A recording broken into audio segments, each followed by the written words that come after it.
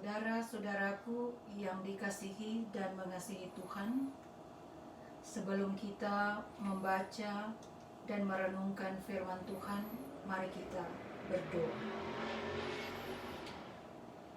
Kami menyembah dan bersyukur kepadamu, ya Tuhan, untuk segala anugerah dan berkat Tuhan yang kami nikmati dalam hidup ini.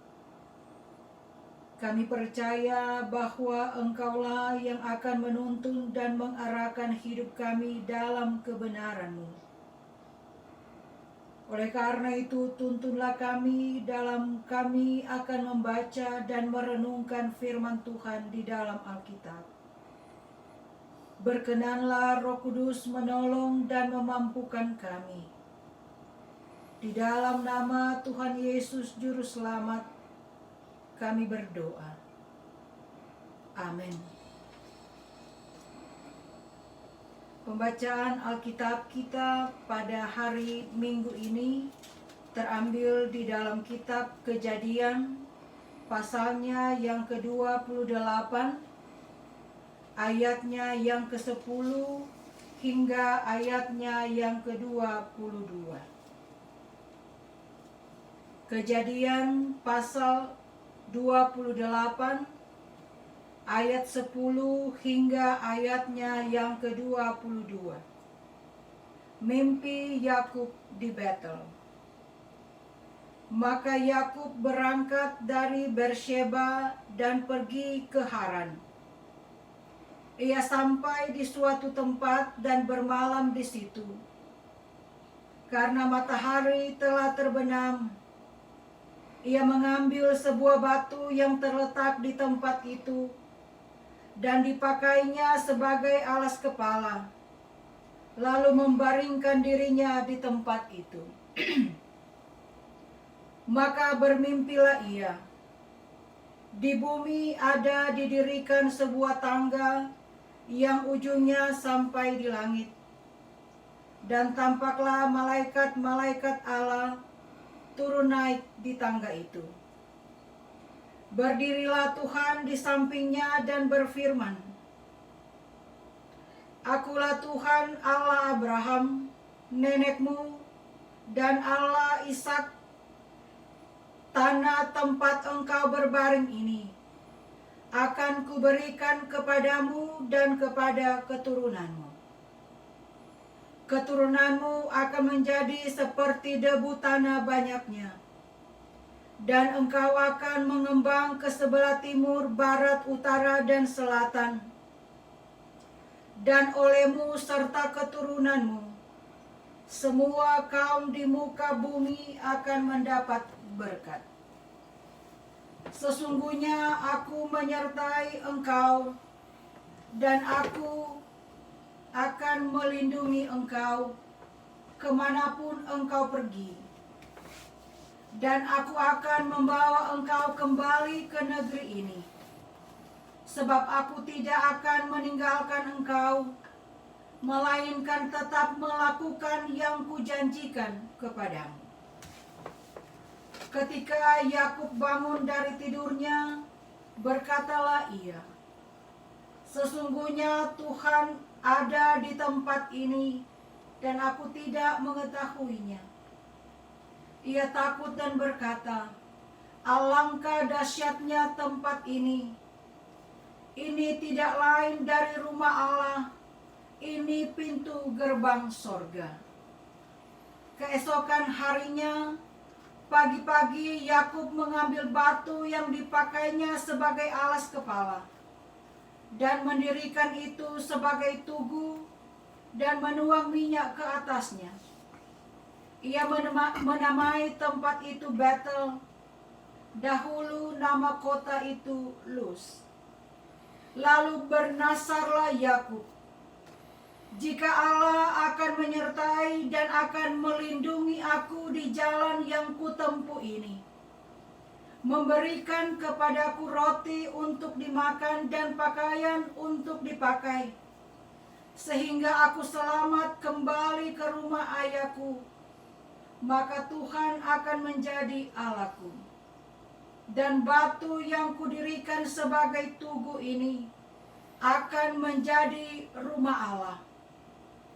Dari segala sesuatu yang Engkau berikan kepadaku, akan selalu kupersembahkan 1/10 kepadamu.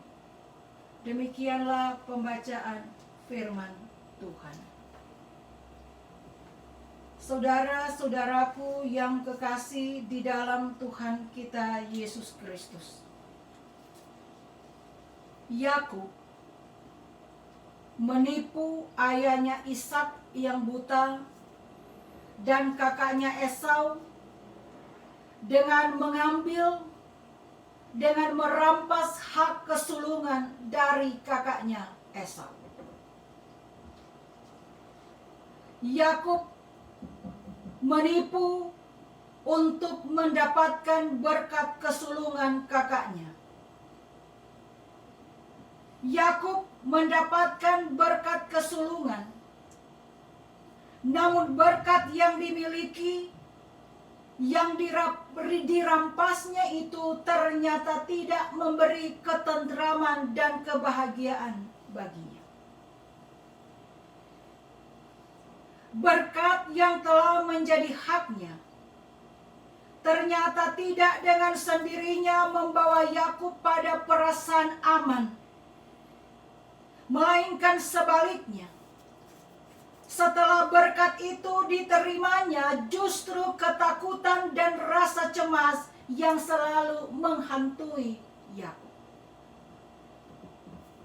Bahkan Esau saudaranya, kakaknya itu telah bersumpah untuk membunuh Yakub, sehingga Yakub harus melarikan diri ke rumah Laban, saudara ibunya di Haran. Dan sejak itulah Yakub harus memulai perjalanannya melarikan diri. Suatu pelarian, suatu perjalanan tanpa apapun yang pasti. Suatu pelarian, suatu perjalanan yang tanpa harapan dan tanpa kepastian. Nah, saudara-saudaraku, bukankah hidup kita adalah juga suatu perjalanan ataupun seperti pelarian dari suatu tempat menuju ke tempat yang kita harapkan, yang memberikan kepastian akan kelangsungan hidup kita untuk menjadi lebih baik?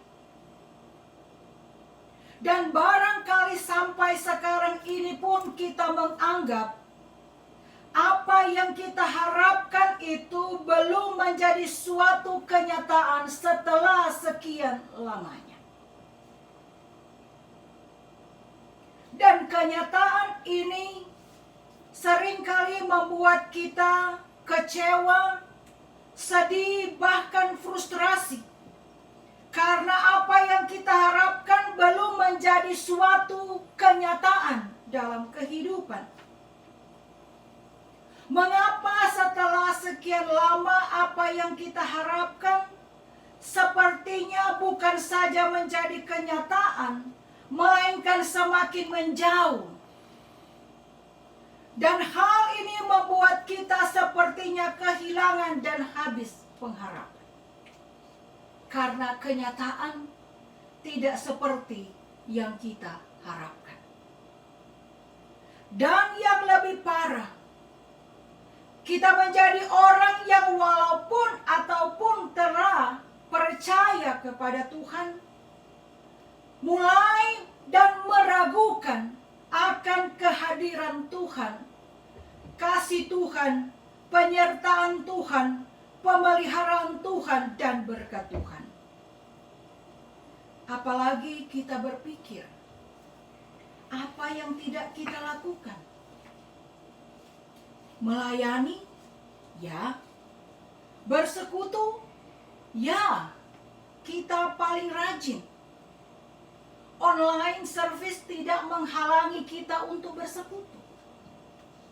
Bersaksi, tentu saja. Di tempat kerja, kita selalu rajin bersaksi tentang Tuhan kepada rekan sekerja kita. Memberi persembahan, kita tidak pernah miss setiap bulan. Apalagi yang kurang, semua sudah kita ikuti perintah-perintah Tuhan. Saudara-saudaraku yang kekasih di dalam Tuhan,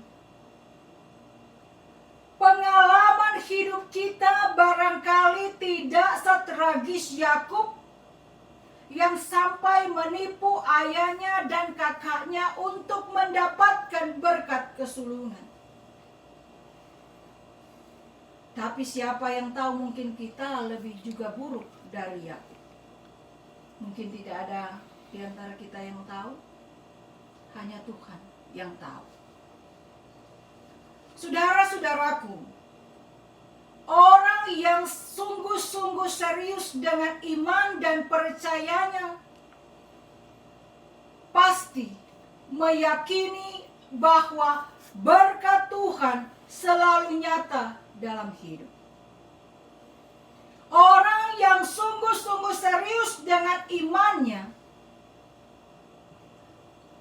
meyakini bahwa penyertaan dan pemeliharaan Tuhan tetap dialami sekalipun dengan berbagai pergumulan hidup.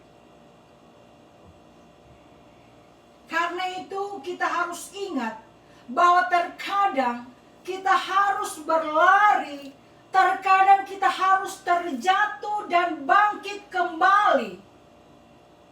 Begitu seterusnya, sepertinya tanpa akhir, sampai pada suatu titik yang membuat kita sama sekali kehilangan pegangan dan pengharapan. Dengan realita dan kenyataan tidak sesuai dengan harapan kita. Namun saudara-saudaraku yang dikasihi Tuhan, kita harus sadari bahwa sebenarnya berkat Tuhan itu tidak dengan sendirinya datang kepada kita. Berkat Allah itu tidak dengan sendirinya kita dapatkan. Demikian juga dengan Yakub, sekalipun ia sudah mendapatkan berkat kesulungan, namun ia tidak mengalami suatu ketentraman dalam hidup. Saudara-saudaraku, Yakub menyadari bahwa sesungguhnya kesulitan yang ia alami sumbernya bukan dari Tuhan, tetapi karena kesalahan yang telah ia perbuat. Kesulitan yang melanda hidup Yakub bukanlah Allah sebagai sumber kesalahan. Namun Yakub sangat menyadari bahwa sesungguhnya janji berkat Allah tidak dengan sendirinya membatalkan hukuman. Karena itu sampailah Yakub di Betel. Dan di sini Yakub bermimpi dan mendengar janji Allah kepadanya. Sesungguhnya aku menyertai engkau, dan aku akan melindungi engkau kemanapun engkau pergi. Dan aku akan membawa engkau kembali ke negeri ini. Sebab aku tidak akan meninggalkan engkau, melainkan tetap melakukan apa yang kujanjikan kepadamu. Di Betel ini, Allah berkata, aku tidak akan meninggalkan engkau, melainkan tetap melakukan apa yang kujanjikan kepadamu. Di Betel ini Yakub mendapatkan kepastian akan janji berkat Allah yang akan tetap diterimanya. Karena itu saudara-saudaraku, berkat Tuhan tidak dapat membatalkan hukuman. Tetapi hukuman juga tidak dapat membatalkan berkat. Sebab janji Allah tetap berlaku. Janji Allah tetap pasti dan akan dipenuhi. Nah saudara-saudaraku, inilah yang berbeda dengan manusia. Manusia terkadang hanya pandai berjanji dan berkata manis, tetapi selalu sulit untuk menepati janji-janjinya. Ataupun janji kita dapat dibatalkan jika yang bersangkutan itu telah membuat kita kesal, membuat kita kecewa, dan melakukan kesalahan terhadap kita. Namun tidak demikianlah dengan Tuhan Allah kita. Ketika Ia berjanji kepada Yakub untuk menyertai dan memberkati, maka Ia pun akan menepati janjinya. Ketika Ia berjanji, maka janji itu akan ditepati oleh Tuhan. Sekalipun kita menyangkalnya, sekalipun kita berbuat dosa dan kesalahan sekalipun, kita harus menjalani penghukuman akibat dosa-dosa kita. Namun janjinya bagi kita tetap dan pasti akan dipenuhi. Saudara-saudaraku, jika janji Tuhan tidak berubah, jika janji Tuhan adalah suatu kepastian, itu berarti merupakan suatu langkah yang baik bagi kita untuk tetap melanjutkan kehidupan, melanjutkan perjalanan hidup kita walaupun sepertinya tidak pernah berakhir, walaupun melanjutkan kehidupan kita dilalui dengan berbagai persoalan dan pergumulan. Namun ketika kita memiliki keyakinan bahwa Tuhan akan menepati janjinya, maka segala sesuatu yang kita lalui dalam hidup akan memampukan kita untuk tetap bersyukur. Janji Tuhan tidak serta-merta membuat hidup Yakub menjadi berubah lebih baik. Janji Tuhan itu tidak dengan sendirinya membuat hidup Yakub menjadi lebih aman dan lebih tentram. Namun yang menjadi keyakinan bagi Yakub bahwa janji berkat Tuhan itu pasti menurut waktu Tuhan. Bukan menurut waktu yang kita mau. Bukan menurut waktu yang kita inginkan dan kita tentukan. Tidak, saudara-saudara. Karena itu setelah peristiwa di Betel dalam pembacaan kita ini, ketika kita membaca keseluruhan pasal-pasal selanjutnya, Yakub harus menghambakan dirinya selama 14 tahun kepada pamannya Laban. Yakub memiliki segala harta kekayaan, namun semuanya itu tidak membuatnya merasa tentram. Karena Yakub ingin kembali ke rumahnya sendiri, ke keluarganya sendiri. Yakub ingin kembali ke tanahnya sendiri. Yakub ingin kembali ke tanah Kanaan. Akan tetapi kecemasan dan ketakutannya bahwa Esau ingin membunuhnya selalu membayangi rencana dan keinginannya. Saudara-saudaraku, di Betel, Yakub menerima janji Tuhan. Di Betel juga Yakub percaya akan kepastian janji Tuhan. Namun kepastian akan janji Tuhan itu harus dilalui dengan suatu pergumulan hidup yang cukup panjang, suatu pergumulan hidup yang sungguh luar biasa bagi Yakub. Itu berarti saudara-saudaraku bahwa janji Tuhan itu bukan hanya untuk kita terima saja, tetapi juga janji Tuhan itu harus kita perjuangkan, harus kita upayakan, harus kita usahakan. Janji berkat Tuhan itu baru menjadi kenyataan melalui sikap yang benar dalam menerima janji Tuhan. Yakub harus bergumul dan berjuang karena ia percaya berkat Tuhan itu satu-satunya jaminan baginya, satu-satunya harapan bagi Yakub. Berkat Tuhan bukan sekedar pelengkap. Berkat Tuhan bukan sekedar tambahan dalam hidup, melainkan berkat Tuhan itu adalah keseluruhan hidup itu sendiri. Karena itu, sikap ketergantungan Yakub inilah yang membuat Yakub mengalami percaya dan yakin dan mendapatkan berkat-berkatnya. Sikap ketergantungan inilah yang membuat Yakub dapat memenangkan pergumulan dalam hidupnya. Karena Yakub percaya berkat itulah seluruh masa depannya.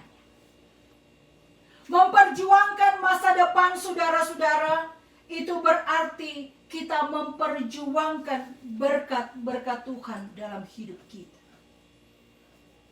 Orang yang menganggap berkat Tuhan hanya sebagai tambahan atau pelengkap, orang yang menghayati hidup beriman dan ketergantungan kepada Tuhan secara setengah-tengah, orang ini bukanlah Yakub yang akan menang dalam pergumulan dan perjuangan hidup.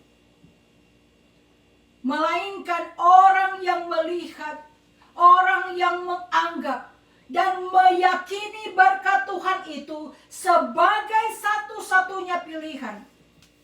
Yang menghayati ketergantungannya dengan sepenuh hati dan sepenuh usaha. Orang itulah Yakub yang mampu bergulat dan bergumul untuk memperoleh dan menang atas berkat-berkat Tuhan. Yakub memiliki ketekunan dan usaha. Yakub berusaha dan bekerja keras, bukan keputusasaan. Yakub tetap memiliki pengharapan sekalipun realita yang ia alami tidak seperti yang ia harapkan. Yakub tetap memilih hidup dalam pengharapan dan bukan dalam kekecewaan. Ia tetap bekerja dan berusaha sekuat tenaga. Dan untuk itulah Yakub menang dan menikmati janji-janji berkat Tuhan.